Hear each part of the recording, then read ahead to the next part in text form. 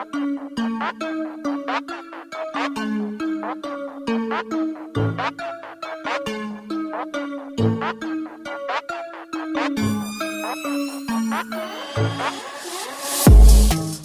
semuanya, kembali lagi ke channel yang seadanya ini. Seperti biasa, gue akan ngelanjutin pembahasan novel Tsukigami Chibiku, yaitu di chapter 296 sampai 304. Nah, bagi kalian yang baru mampir ke channel ini, alangkah lebih baiknya untuk nonton video sebelumnya dulu biar tahu alur ceritanya. Dan jangan lupa untuk subscribe-nya juga sebagai bentuk dukungan untuk channel ini ke depannya. Dan jangan lama-lama lagi, langsung kita gasken. あなたクズの葉何よその顔好きに思えばいいさ。ほんと自分に嫌気がさす。 Di video kemarin sampai pada pembahasan pertarungan antara Makoto dengan Haruka. Kita lanjut ya. Napas api dari singa bersurai api telah terbang ke tempat Jin dan yang lainnya berada. Sekitar 10 menit setelah kedatangan Tomoe, Mio juga berkumpul kembali dan dia membubarkan api itu dengan satu ayunan kipasnya. Tomoe dan Mio telah berada di sisi Iroha dan yang lainnya. Setelah bertarung di udara, Makoto melihat ke atas ke arah Haruka yang menatap langsung ke arah Makoto dengan Mamononya yang setia. Naginata yang dipegang Haruka di kedua tangannya pun bersinar.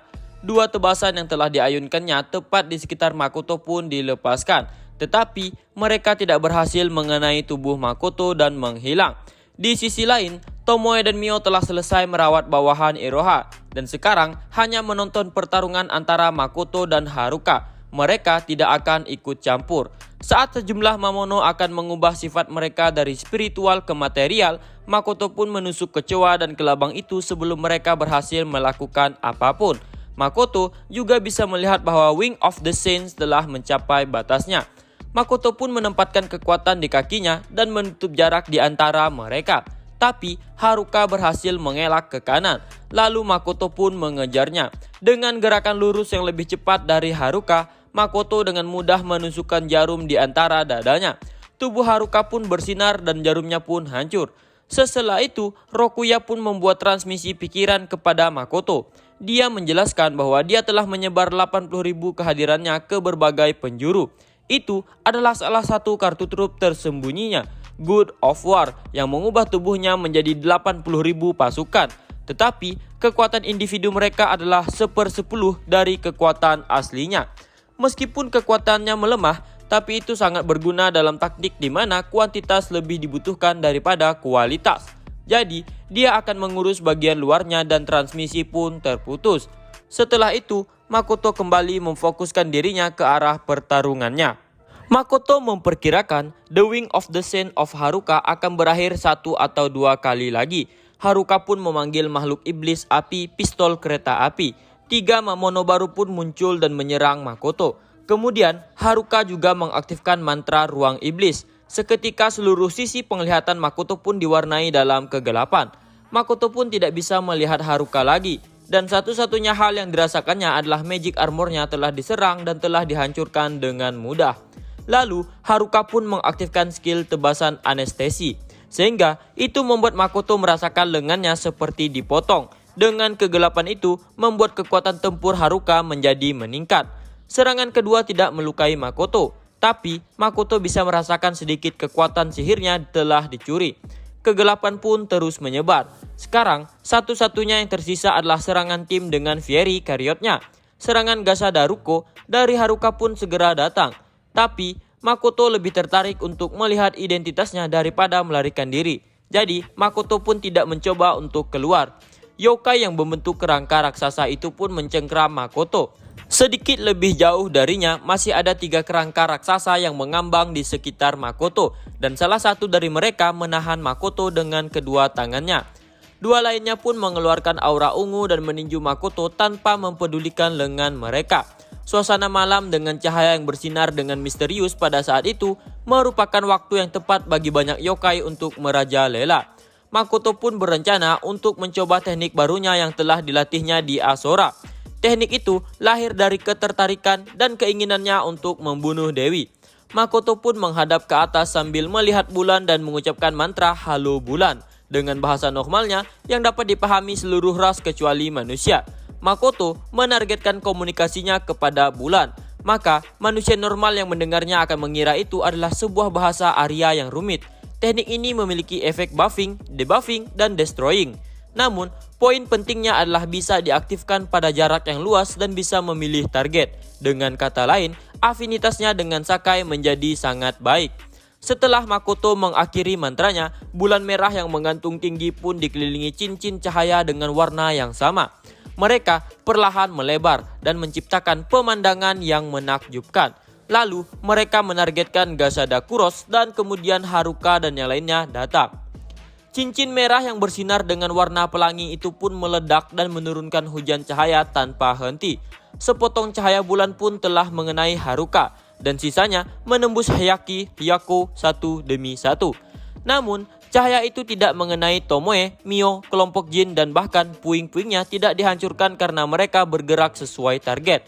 Itu artinya percobaan teknik baru Makoto telah berhasil, sehingga dia dapat mengkonfirmasi bahwa dia dapat menggunakan elemen bulan. Haruka pun menatap Makoto dari atas setelah terkena lingkaran cahaya bulan. Matanya telah memancarkan cahaya keemasan yang abnormal. Wing of the Saint pun mengeluarkan warna yang sama dengan Root. Namun, Makoto merasakan ada makhluk yang berbeda di dalam diri Haruka. Itu semacam kekuatan telah diberikan kepada Haruka tepat pada saat-saat terakhir Wing of the Saint. Makoto berpikir makhluk yang bisa memberikan kekuatan sebesar itu kepada seorang manusia hanyalah seorang dewa. Jadi, dia berasumsi bahwa perubahannya adalah sesuatu yang diberikan oleh Dewi. Sehingga Makoto menganggap pertarungan itu adalah pertarungan pendahuluan. Haruka yang dibalut dengan cahaya biru jernih keemasan sedang bertarung dengan Makoto di langit. Cahaya kehancuran dari pertarungan mereka pun sesekali menghujani kota. Makoto yang memiliki aura biru nila di sekitar tubuhnya pun bentrok dengan Haruka, sehingga meninggalkan jejak cahaya di belakangnya. Tembakan sihir peringkat tinggi dengan jumlah kekuatan sihir yang gila dan keterampilan pun mengamuk mirip dengan bencana alam. Tapi Tomoe dan Mio yang menyaksikan pertarungan luar biasa itu tidak menunjukkan banyak perubahan pada penampilan mereka. Mereka hanya mengobrol dengan siswa yang berada di tempat yang sama dengan mereka dan ditugaskan untuk melindungi mereka. Bagi masyarakat Laurel, roh tinggi air adalah target pemujaan. Itu adalah eksistensi yang dekat dengan dewa yang hanya akan berkomunikasi dengan pendeta. Tapi saat ini, ia telah meminjamkan sebagian kekuatannya kepada Haruka. Tomoe mengatakan kepada Mio bahwa tingkat kekuatannya bahkan melebihi tingkat kekuatan miliknya. Mengetahui fakta itu, Jin dan yang lainnya pun terkejut. Kogetsu pun datang sambil memanggil Tomoe. Dia adalah orang yang mengirim dan memerintahkan pasukan Kanaoi untuk menghadapi serangan mendadak dari Haruka. Kogetsu pun berterima kasih kepada Tomoe karena telah menyelamatkan hidupnya dan pasukannya yang telah dibantai Haruka itu. Tomoe pun mengesampingkan ucapan terima kasih atas kebangkitan yang dia lakukan dan menyuruhnya untuk menjadikan pengalaman penting itu sebagai pelajaran di kemudian hari. Kogetsu yang merupakan orang pertama yang dibangkitkan telah menyaksikan semuanya. Sekarang, dia sudah tidak memiliki pandangan buruk lagi terhadap perusahaan Kuzunoha dan berharap untuk menyelamatkan kota itu dari tragedi yang dia ciptakan sendiri. Itu sebabnya ketika Tomoe memintanya untuk bekerja sama, dia segera menerimanya. Para siswa yang menonton pertarungan itu pun masing-masing menyuarakan kekaguman mereka, di mana itu adalah sebuah pertarungan yang tidak mungkin dapat mereka ikuti sampai kapanpun. Tomoe pun menyuruh mereka untuk mengukir pertarungan itu di kepala mereka agar dapat dijadikan motivasi bagi mereka. Tembak cepat dari teknik membunuh instan yang dilancarkan oleh Haruka, ofensif, defensif, dan penghindaran yang memanfaatkan kekuatan, teknik, dan pengalamannya. Bahkan ketika mereka berada di langit, Haruka mampu bergerak seolah-olah dia berlari di tanah. Membaca serangan balik Makoto dengan akurat, dia pun menangani serangan yang tidak bisa dia hindari dengan mengatur sihir penyembuhan sebelumnya. Sehingga tidak ada momen di mana serangan dan pertahanannya akan kalah.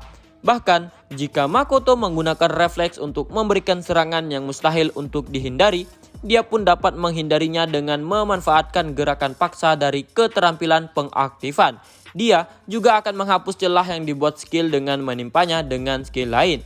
Tapi Raja Iblis Agung Makoto memukul mundur mereka semuanya. Perubahan kecil yang Tomoe dan Mio rasakan adalah sesuatu yang Jin dan yang lainnya tidak bisa lihat sama sekali. Mereka hanya bisa mengawasi pertarungan Makoto dan Haruka yang bentrok seperti biasa. Merasa bahwa akhir cerita sudah dekat, Iroha pun memegang tangan Izumo lebih erat. Naginata hitam dan putih Haruka pun telah meninggalkan tangannya. Untuk sesaat, keheningan pun menguasai pertempuran.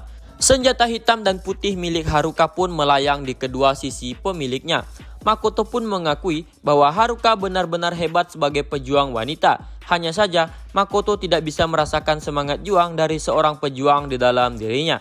Makoto mengatakan bahwa dia tahu bahwa Haruka telah berhasil melepaskan pesona Tomoki sebelumnya dan Haruka pun mengakuinya. Setelah itu terjadi, seharusnya pertarungan telah berakhir. Namun, Haruka malah menghadapkan Makoto dengan kekuatannya dan kekuatan roh. Makoto pun mengatakan kesimpulannya bahwa Haruka memang berencana untuk mati sehingga terus melakukan serangan. Menurut Haruka, akhir yang baik baginya adalah membunuh Makoto atau mati bersamanya. Tapi sekarang Haruka telah mendapatkan kendali penuh atas tubuhnya. Lalu tiba-tiba 6 perisai es berbentuk aneh pun muncul di antara Makoto dan Haruka. Haruka pun mencoba mendekati petarung jarak jauh seperti Makoto dengan menggunakan perisai dan 2 naginata miliknya. Makoto pun mengganti pakaiannya menjadi merah dan mencoba untuk mundur. Tapi Haruka terus mengejarnya. Makoto telah menyiapkan jarum kematian di tangannya. Dan dia mencoba menembakkan bridge siaga ke arah 6 perisai untuk melihat apa yang terjadi. Ke-6 bridge itu pun tidak mengenai perisai dan terbang menghindari Haruka. Makoto pun berkonsentrasi pada Haruka dan salah satu perisainya. Setelah memastikan, Makoto pun melepaskan bridge sekali lagi. Bridge yang mengenai perisai itu pun pecah dalam sekejap dan menjadi sampah yang berkilauan. Saat Makoto mencoba untuk menutup jarak, Haruka pun menyebarkan 6 perisai mengelilingi Makoto dan melakukan kombinasi tebasan dan tusukan dengan mengendalikan naginatanya. Namun, Makoto berhasil menghindarinya. Sekarang posisinya terbalik, Haruka naik dan Makoto yang turun. Makoto membuat elemen menjadi liar sambil mempertahankan daya tembak tingginya. Setelah menetapkan target ke Haruka dan perisai, Makoto pun menembakkannya. Sebuah Gatling Bridge warna-warni pun memenuhi tempat antara Haruka dan perisai yang mengelilinginya. Perisai Haruka pun runtuh satu persatu saat mereka maju ke depan. Setelah perisai terakhir hilang, Haruka pun kembali ke peralatan aslinya. Dan dengan naginata itu, dia melepaskan teknik yang telah dia tunjukkan sebelumnya. Namun, tiba-tiba Makoto merasakan tubuhnya tidak bisa bergerak. Itu seperti saat dia terkena jurus pamungkas dari Mariko-san. Di sudut kanan penglihatannya, dia melihat sebuah perisai yang menyentuh magic armornya dan mempengaruhi dengan cara tertentu. Kemudian, perisai es kedua dan ketiga pun telah muncul kembali, dan Haruka pun telah mendekat. Haruka sadar bahwa tidak ada yang bisa membunuh Makoto, jadi dia memutuskan untuk menyegel Makoto ke dalam peti es bersamanya. Makoto pun mengatur koordinat ke belakang Haruka dan mengaktifkan teleportasi. Tapi mantranya tidak aktif karena roh air telah menyegelnya sepenuhnya. Makoto pun melihat Haruka dan 6 peti mati yang terbuka. Haruka pun terkejut karena Makoto telah berhasil melarikan diri menggunakan kabut Tomoe yang merupakan sebuah keterampilan sehingga roh air tidak bisa menyegelnya. Makoto sekali lagi membuat jarum dari jari-jarinya. Lalu Makoto mengayunkan tangannya dan melemparkan jarumnya. Jarumnya pun menusuk dahi Haruka dan Haruka pun jatuh. Dengan cepat Makoto pun melesat mendarat di titik jatuhnya Haruka untuk menyambutnya. Tomoe dan Mio serta Jin dan yang lainnya pun menyambut Makoto. Makoto pun menjelaskan kepada Iroha bahwa ibunya akan baik-baik saja. Beberapa saat kemudian mereka pun meninggalkan tempat itu dan malam yang panjang di Laurel pun telah berakhir. Esoknya, Makoto pun tiba di penjara di mana Haruka Osakabe ditahan karena memimpin pemberontakan yang menyerang Kanaoi. Setelah sampai di sel Haruka, Makoto pun menyapanya. Tanpa membalas sapaan itu, Haruka pun langsung bertanya kenapa Makoto tidak membunuhnya. Makoto pun beralasan bahwa karena Haruka adalah ibu putri Iroha. Selain itu, Makoto juga telah gagal membunuhnya sebelumnya. Jadi, Makoto memutuskan hanya untuk melumpuhkannya. Makoto mengatakan meskipun pesonanya telah hilang, tapi dengan segala kejahatan yang telah Haruka lakukan demi Tomoki, itu sudah terlambat. Itu sebabnya Makoto membunuh ketiga gadis yang menyerangnya sebelumnya tanpa ragu. Bagi gadis-gadis itu, kematian adalah keselamatan. Haruka pun menundukkan kepalanya dan berterima kasih kepada Makoto. Haruka mengatakan bahwa berkat Makoto yang menghentikan tindakan bunuh dirinya yang disebabkan oleh keputusasaan, dia dapat menggunakan hidupnya untuk memenuhi tugasnya. Haruka pun berniat untuk menerima hukumannya sebagai pemberontak dan menerima kematiannya demi keluarga Osakabe. Haruka mengatakan bahwa sidangnya sudah selesai dan dia akan dieksekusi lusa di depan rakyat sebagai pemimpin kudeta. Lalu, Haruka pun menanyakan apa urusan Makoto menemuinya saat itu. Mengesampingkan hal tentang eksekusi, Makoto pun mengatakan bahwa dia ingin berbicara sedikit tentang masalah pesona. Haruka mengatakan itu terjadi ketika dia terluka dalam pertempuran itu, sehingga menghilangnya kabut yang tersisa di hatinya seperti rantai. Dia ingat bahwa ketika dia mengejar Iroha dan pada titik dia memandikan darah, dia mendapatkan kembali kewarasannya. Ketika dia mengacu pada permandikan darah, itu adalah saat dia membantai Sogetsu dan yang lainnya.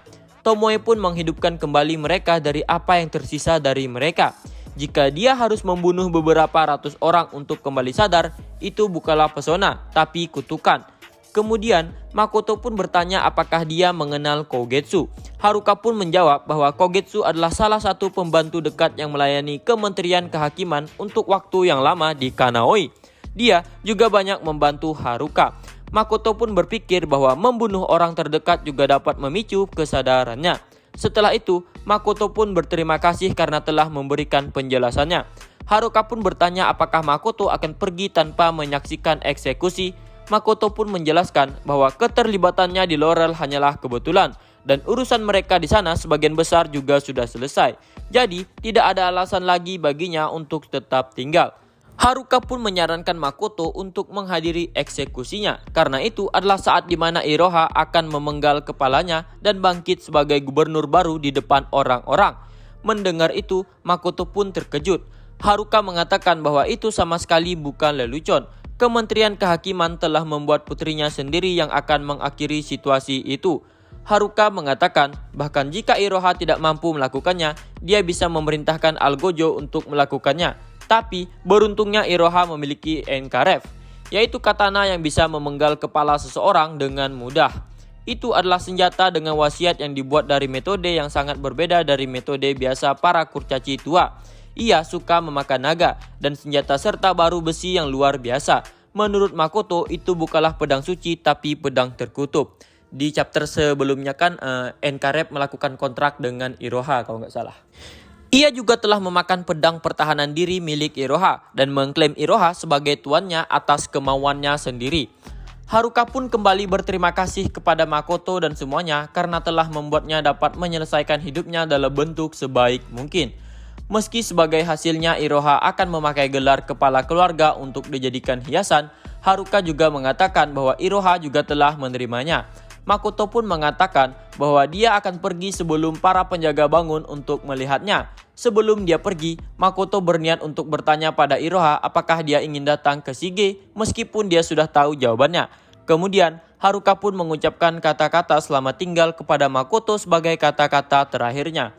Makoto pun pergi tanpa melihat kembali ke penjara ruang tatami tempat wanita yang tidak akan ditemuinya lagi berada.